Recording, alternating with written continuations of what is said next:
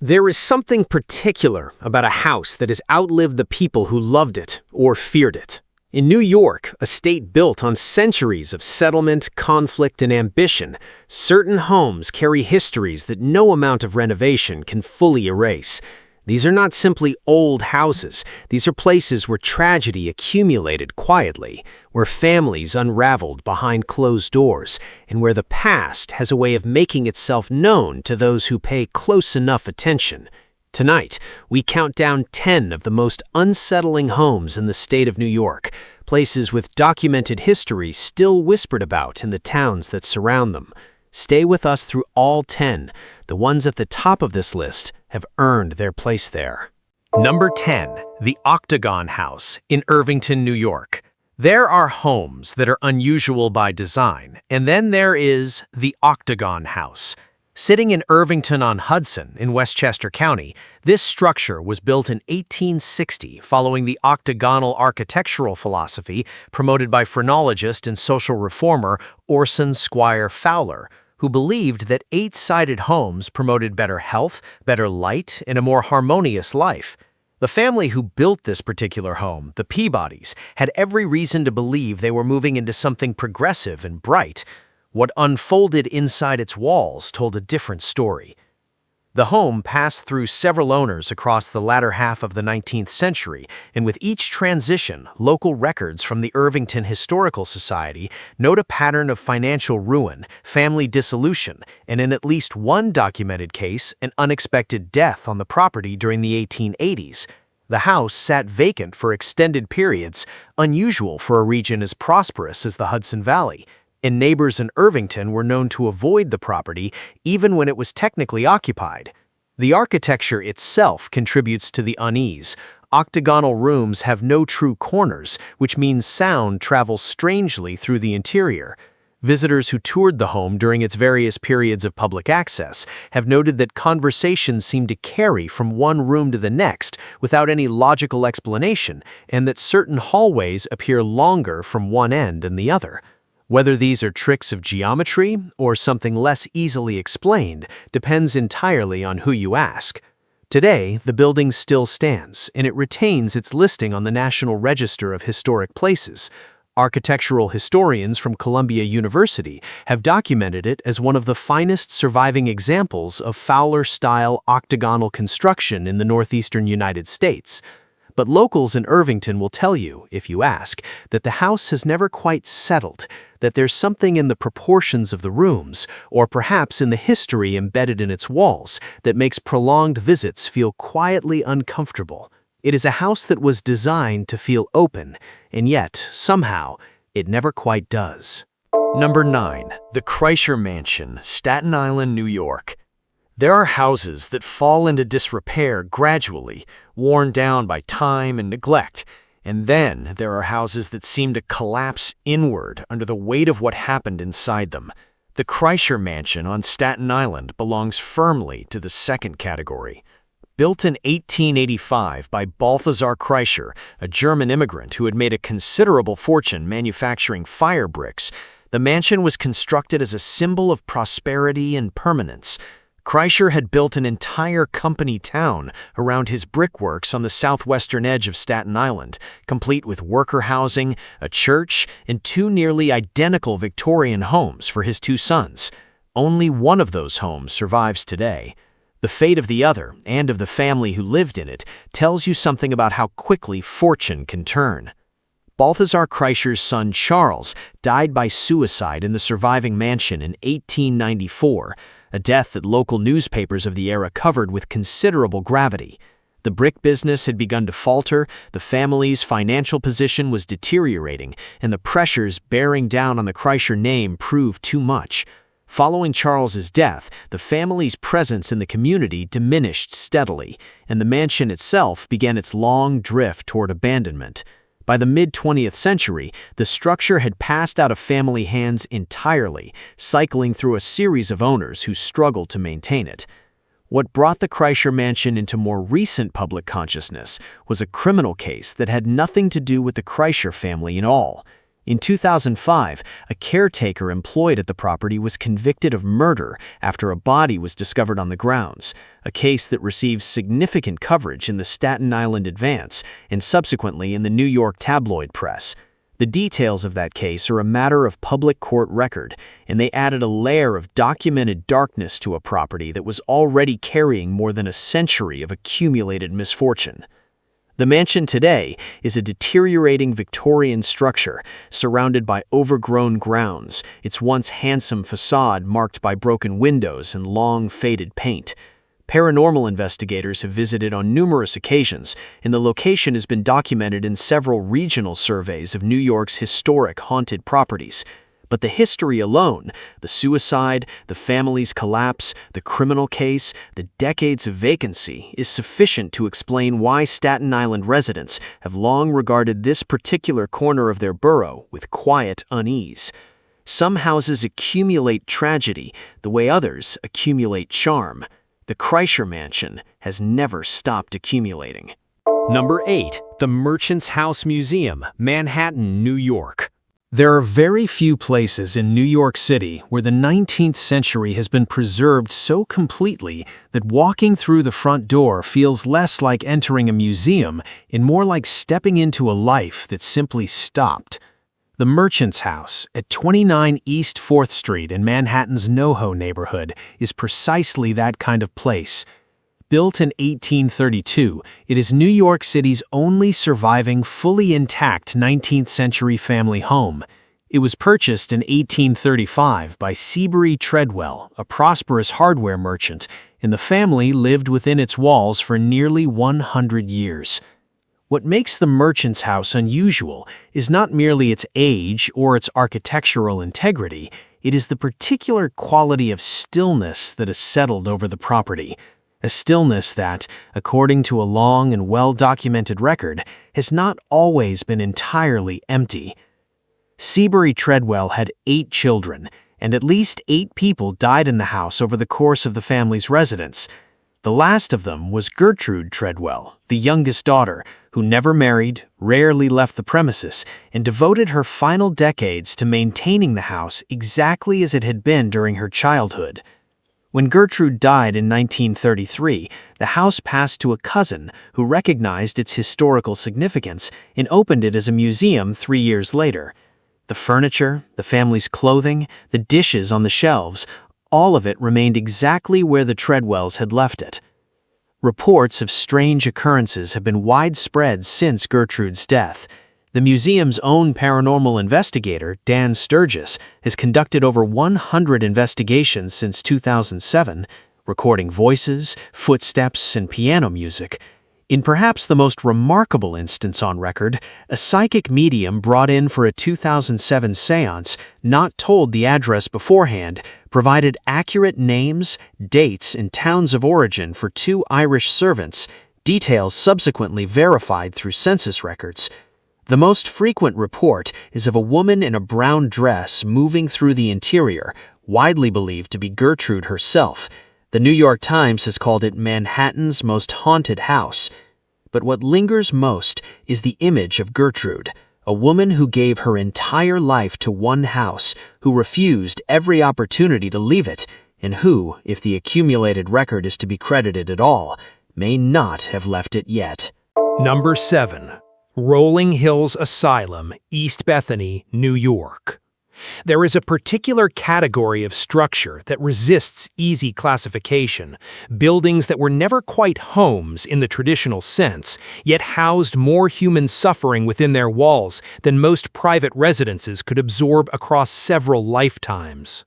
Rolling Hills Asylum in East Bethany, Genesee County, sits on a stretch of quiet rural land between Buffalo and Rochester that gives no immediate indication of what the property has witnessed. It was not built as a house of horror. It was established in 1827 as the Genesee County Poorhouse, intended as a refuge for the mentally and physically disabled, widows, orphans, and those facing financial hardship. What it became over the next century and a half is a story that no institutional language can adequately soften. For years, Rolling Hills housed the poor, the orphaned, the destitute, the blind, the elderly, the mentally and physically handicapped, and the criminal, all within the same facility referred to collectively as inmates, regardless of what had brought them there. The property was designed to be self-sufficient. Those physically able were expected to work the farm, raise livestock, and operate a wood shop where coffins were constructed, coffins that would, in many cases, be used for residents of the very institution in which they were made. Over its history, the property operated as an infirmary, orphanage, tuberculosis hospital, and nursing home. Those who died without family to claim them were buried in the property's own potter's field. More than 1,700 deaths have been documented. Countless others were never recorded at all. The full count of those interred on the grounds remains unknown to this day. The facility closed in 1974 and later reopened as a historical and paranormal destination. The 60,000-square-foot structure, which includes underground tunnels, has become infamous for disembodied voices, shadow figures, and poltergeist activity. But it is the historical record itself, the intake documents describing widows and orphans alongside criminals as equally eligible for confinement, that leaves the most lasting impression. Rolling Hills was built to contain the people that 19th century society did not know what else to do with. The question that lingers today is simple and quietly devastating. How many of them ever truly left? Number 6. The House of Death, 14 West 10th Street, Manhattan, New York. On one of the most outwardly charming blocks in Greenwich Village, within easy walking distance of Washington Square Park, stands a Greek Revival brownstone that has accumulated more documented tragedy within its 4 stories than most New York City buildings accumulate across an entire block. 14 West 10th Street has been nicknamed the House of Death, reportedly haunted by as many as 22 spirits.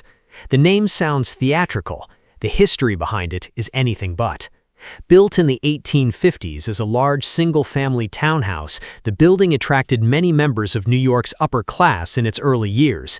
By the latter half of the 19th century, it had already developed a quiet reputation. Residents and guests speaking of unexplained sounds in empty rooms, and figures glimpsed briefly on the staircase before disappearing. In 1900, the building became home to Samuel Clemens, Mark Twain, a self-described skeptic on matters of the paranormal, who dismissed the building's reputation openly. He stayed for 1 year and did not renew his tenancy. What cemented the building's reputation permanently was a crime that took place inside one of its second-floor apartments in November 1987. Former criminal defense attorney Joel Steinberg had illegally adopted a young girl he called Lisa. On November 1st, Steinberg, high on crack cocaine, struck Lisa in the head and left the apartment. She was transported to a nearby medical center where she died from her injuries 3 days later. When police arrived, they found a toddler tied to his playpen and covered in filth. Steinberg was convicted of first-degree manslaughter. The case horrified the city in a way that few crimes have, and the building has carried the weight of it ever since. Neighbors said afterward that the house seemed to hold on to the grief like smoke in the walls. Current and former residents have reported the presence of a young female spirit, a figure observed independently by multiple tenants across different decades. From the outside, in daylight, it looks like any other handsome village brownstone. That, perhaps, is the most unsettling thing about it. Number 5. Historic Cherry Hill, Albany, New York. As the countdown deepens, we move from houses defined by accumulated atmosphere to one defined by a single night. A night in May 1827 that reverberated through Albany society for generations and left a stain on one of the most distinguished properties in the Hudson Valley that no amount of time has entirely lifted. Cherry Hill, the stately Georgian mansion overlooking the Hudson River near Albany, was built in 1787 for Philip Van Rensselaer, one of the most prominent families in New York State. By 1827, the household contained 17 people, family members, servants, and boarders living beneath the same roof. Among the boarders was John Whipple, who had married into the extended family. Among the servants, working under a false name, was Jesse Strang, a drifter who had abandoned his wife and children and reinvented himself as a hired handyman. Strang fell in love with Elsie Whipple, and the two began a concealed correspondence. What started as hidden letters became something far more dangerous. Elsie conspired with Strang to poison John Whipple's tea with arsenic, but the attempt failed. Whipple grew suspicious and began keeping a loaded gun. On the evening of May 7, 1827, Strang climbed onto the rear shed of Cherry Hill and fired through the Whipple's window, striking John Whipple under his left arm. Whipple died from his wound. In a remarkable display of composure, Strang buried the rifle, returned inside, and then was sent into town to fetch the coroner. Both were arrested within weeks. At Strang's trial, the district attorney told him directly, "You are guilty, you must be convicted, you must die." The jury deliberated less than 15 minutes. 3 days later, Elsie Whipple stood trial and was pronounced not guilty. The asymmetry of those verdicts touched every simmering tension of the era, class, gender, and the limits of justice in early 19th century New York. Jesse Strang was hanged on August 24, 1827, before a crowd estimated between 10 and 40,000 people, the last public execution in Albany's history. The room where Whipple died later became the family nursery. Cherry Hill's own education coordinator has noted that this choice says something about how much the family thought the house was haunted. Some histories are heavy enough to reshape the rooms they inhabit. Number 4. The DeFeo House, 112 Ocean Avenue, Amityville, New York. We have reached the point in this countdown where locations carry names familiar to most Americans, houses whose histories have passed beyond local knowledge into something closer to national memory. And yet, familiarity has a way of dulling the true weight of what occurred. The house at 112 Ocean Avenue in Amityville has been surrounded by so much fiction and cinematic embellishment that the actual documented events at its center have become strangely easy to overlook. What happened inside that Dutch colonial on the morning of November 13, 1974, requires no supernatural elaboration whatsoever. The facts alone are sufficient. In the early morning hours of that day, Ronald DeFeo Jr. used a Marlin .35 caliber rifle to shoot his father and mother, then moved from room to room, killing each of his siblings. 6 members of his family, Ron and Louise DeFeo, and 4 of their 5 children, were shot dead in their beds. Based on autopsies, it appeared that only Louise DeFeo and her daughter Allison had been awake. That evening, DeFeo appeared at a local bar and told patrons his parents had been shot. Several accompanied him back to the house, where police had already been called. DeFeo initially blamed organized crime, but confessed by the following day. "Once I started, I just couldn't stop," he told investigators, adding that voices from the house had driven him to it.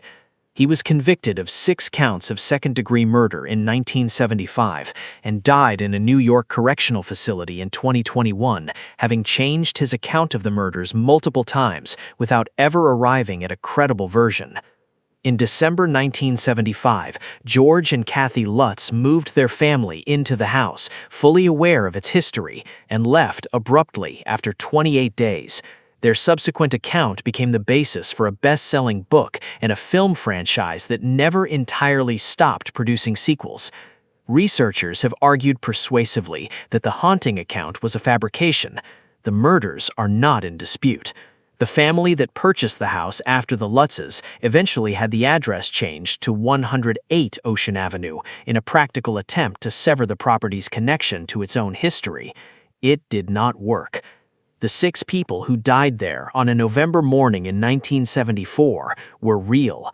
That, more than any film, is what 112 Ocean Avenue is actually about. Number 3. The Hinsdale House, Hinsdale, New York. We are now in the final 3 entries of this countdown, and the locations from this point forward carry a quality that separates them from everything that came before. They are not famous because of a single documented crime or a celebrated family history. They are famous because of something more cumulative, a weight that is settled into the land and the structure itself across generations, resisting every attempt to dislodge it. The Hinsdale House on McMahon Road in Cattaraugus County, deep in the rural hills of western New York, is precisely that kind of place. The unassuming white wood frame structure was built in the mid-1800s and is believed to sit on land connected to violent events dating back to 1799.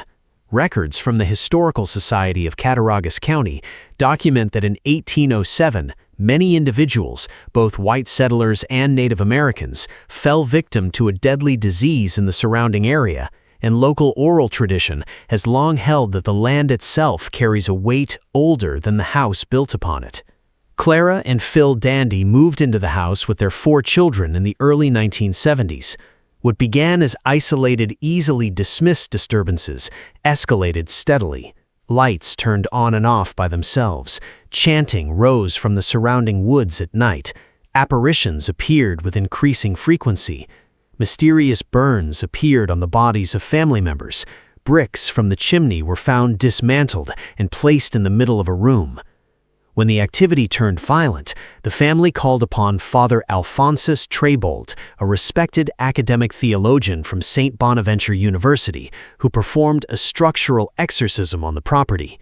The ritual appeared to quiet the house, but the activity returned, sometimes stronger than before. Ed and Lorraine Warren were also called in. After Lorraine reportedly experienced a violent physical reaction inside the house, the Warrens concluded it was inhabited by multiple spirits, including a demonic presence. Nothing worked. The Dandy family fled in 1974. Every family that attempted to live in the house after them was driven out as well. The Haunted History Trail of New York State lists the Hinsdale House as arguably the most famous haunted house in the state. What makes it linger is the consistency of the record across 5 decades and across multiple unconnected families and investigators. No one who has spent significant time in that white farmhouse has come away unchanged, and no one, to date, has managed to stay. Number 2. The Morris-Jumel Mansion, Washington Heights, Manhattan, New York. There are houses that have witnessed history, and then there are houses that have absorbed it. Structures that have stood at the intersection of so many significant and troubled lives that the accumulated weight of those connections becomes something almost physical. The Morris-Jumel Mansion at 65 Jumel Terrace in Washington Heights is without question in that second category. It is the oldest surviving house in Manhattan, and across more than 2.5 centuries, it has sheltered generals, founding fathers, one of the most controversial women in New York society, and a disgraced former vice president whose name is synonymous with betrayal and violence. British Colonel Roger Morris had the mansion built in 1765. When the Revolutionary War came, Morris, a loyalist, was forced to abandon the property. It was used as headquarters first by the British Army and then by General George Washington himself during the autumn of 1776, where he held the war councils that would shape the outcome of the conflict. In 1810, the mansion was purchased by Stephen Jumel, a wealthy French merchant whose wife Eliza was remarkable by any measure. Beautiful, self-educated, and rejected entirely by New York society, she renovated the property grandly, importing furnishings from Paris, including pieces purportedly belonging to Napoleon Bonaparte, with whom the Jumels maintained a documented social acquaintance. Then, in 1832, Stephen Jumel died under circumstances that were never definitively established. The gossip of Manhattan's parlors held that Eliza had removed his wound dressings and watched him bleed to death. Nothing was ever proven. What is documented is what Eliza did next. Less than a year later, she married disgraced former Vice President Aaron Burr in the mansion's front parlor. The marriage proved deeply unhappy. Eliza filed for divorce in 1834, hiring Alexander Hamilton Jr. as her attorney. Burr died on the very day the divorce was finalized in 1836. Eliza lived on as a recluse for the remaining decades of her life, walking the hallways in soiled clothes, haunted by accumulated losses and controversies. She died alone in the house in 1865. Paranormal investigators and visitors have since claimed to encounter at least 5 distinct presences within the mansion, most prominently an elderly woman in a violet dress, believed to be Eliza herself. The Morris-Jumel Mansion does not require embellishment. It only requires attention. Number 1. The Shanley Hotel, Napanoch, New York. We have arrived at the end of this countdown. The property that sits at the top of it is not the most famous name on this list. It does not carry the cultural weight of Amityville or the Revolutionary War pedigree of the Morris-Jumel Mansion. What it carries instead is something quieter and in many ways more devastating. A concentration of personal tragedy compressed into one building across one family's tenure that is almost without parallel in the documented history of New York's haunted properties. The Shanley Hotel on Main Street in Napanoch, Ulster County, sits in the foothills of the Shawangunk Mountains. The original hotel on the site was built in 1845 and burned entirely to the ground in 1895. A new structure was raised on the same foundation within months, the building that stands today. In 1906, the hotel was purchased by James Lewis Shanley, an Irish immigrant with connections to New York City's most prominent social circles. James Shanley married Beatrice Raleigh at the hotel in 1910. Beatrice was a personal friend of Eleanor Roosevelt, and Thomas Edison was among the guests who visited during their tenure. By all external measures, the Shanley was a successful, distinguished establishment. What was happening within the family that operated it told a profoundly different story. Beatrice gave birth to 3 children, Kathleen, James Jr., and William. None of them survived their first year of life. 3 pregnancies, 3 losses, all within the walls of the same building. The tragedies did not stop there. The hotel barber's young daughter wandered to a nearby farm and fell into a well in 1911. A 6-year-old child was struck and killed by an automobile directly across the street. In 1918, Beatrice's sister Esther died inside the hotel from influenza during the Spanish flu pandemic. James Shanley himself died in 1937. Beatrice outlived him, carrying the weight of everything the building had witnessed. Guests staying at the Shanley today are required to sign a waiver before spending the night. Visitors have reported rocking chairs moving on their own, unexplained piano music, voices in empty corridors, and the laughter of children in rooms where no children are present. But the documentation that matters most is simpler and older than any of that. It is the record of 3 infants who were born in this building and did not survive it, of a woman named Beatrice who dreamed of a large family and buried every one of her children before any of them had learned to walk. The Shanley does not announce itself, it simply waits, and according to everyone who has spent a night inside it, it has never stopped.